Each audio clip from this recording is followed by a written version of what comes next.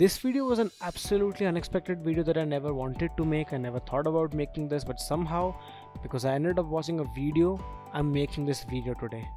I am actually doing a movie review on an Indian movie for the very first time. Generally, I've talked about Western movies and movies like Fast and Furious or Top Gun. I've made a tribute video on that.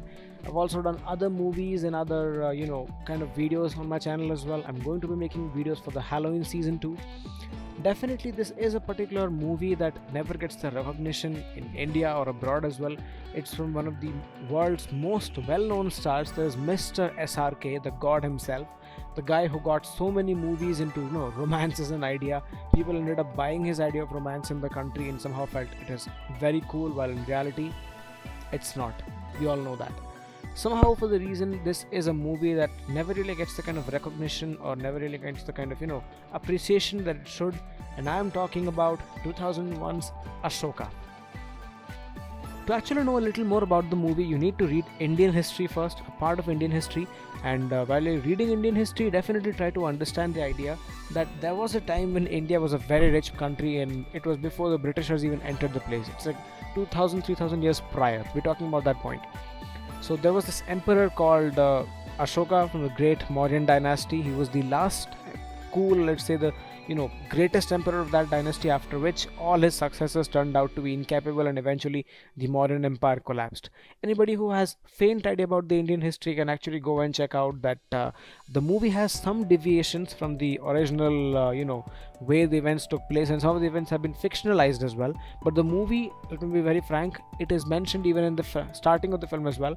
It is not a historical account, or let's say a very hard and fast biopic of the movie, but it is just an attempt to understand his psyche, an attempt to understand the journey that he went through shortly after the Kalinga War. The Kalinga War is an episode where Ashoka suddenly goes berserk and kills a lot of people, and he literally just creates rivers of blood, and then he realizes that he just ended up winning a battle on the lines of war, and after shedding a lot of blood, and blood from his very own people. That's the reason he ends up embracing Buddhism, and then begins the journey of this once power hungry emperor who wants to be a benevolent ruler. You can read more about him in history and you'll realize this movie sort of gets a lot of the facts in the right place and sort of the facts in the wrong place, because of course this is history. What I read today, 20 years later, some other scientist will come and debunk it for me, tell me that no, this is not what you were reading 20 years back, this is the true thing. Somebody else will come and debunk that for him, and it will be like, no, this was wrong. So we live in a contradiction phase. History is basically contradiction. Someday you would listen something, a couple of days later somebody else will change it for you. Just like how the dinosaurs were. Eventually we started learning that dinosaurs are connected to birds in some way, and then they're not the fat, big, mean lizards that we think they were. That's the reason why you see the 1965 depiction of a dinosaur and the Jurassic Park depiction of a dinosaur is so drastically different. That's the reason. The acting in the movie for most of the point is spot on. Shahrukh Khan as the lead actor is a killer. He's a complete killer. His entire transformation from being this power hungry emperor who's fighting internal struggles with his stepbrother who's trying to get his throne, and there is his father who's basically trying to keep him busy with wars. His stepmother wants her son to basically be the emperor to the throne, but then again destiny wants Ashoka to be on the throne. How he meets this girl who eventually ends up being his love interest. He goes through a character arc transformation, then he finds out she has been murdered, and he goes on a complete berserk streak.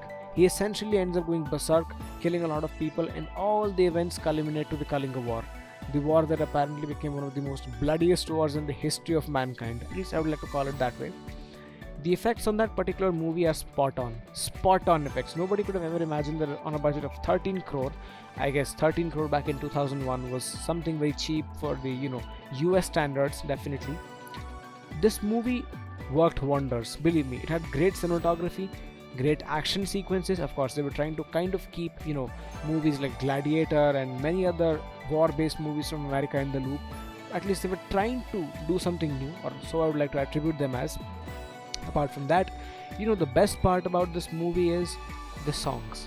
Any Indian movie is incomplete without songs. Okay, some of you might call the flow and nature of the songs a little too different, because I guess the Western audiences are not really used to listening to songs in every now and then. Of course, you people do have musicals, but not the way how we do it. We do it in a completely different way altogether. Sometimes even we find them bizarre, to be very frank. So that's the entire point about Ashoka as a film. It's brilliant.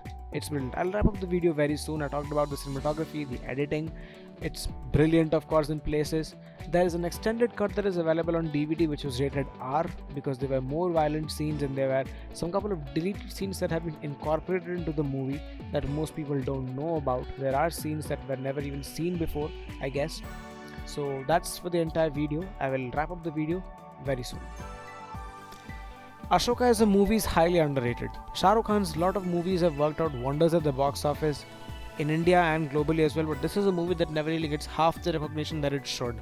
Shahrukh Khan has been some sort of, pioneer of Indian special effects in many ways because one of his 2011 movies called Ravan, which was actually a success back then, but people bashed it for doing something new.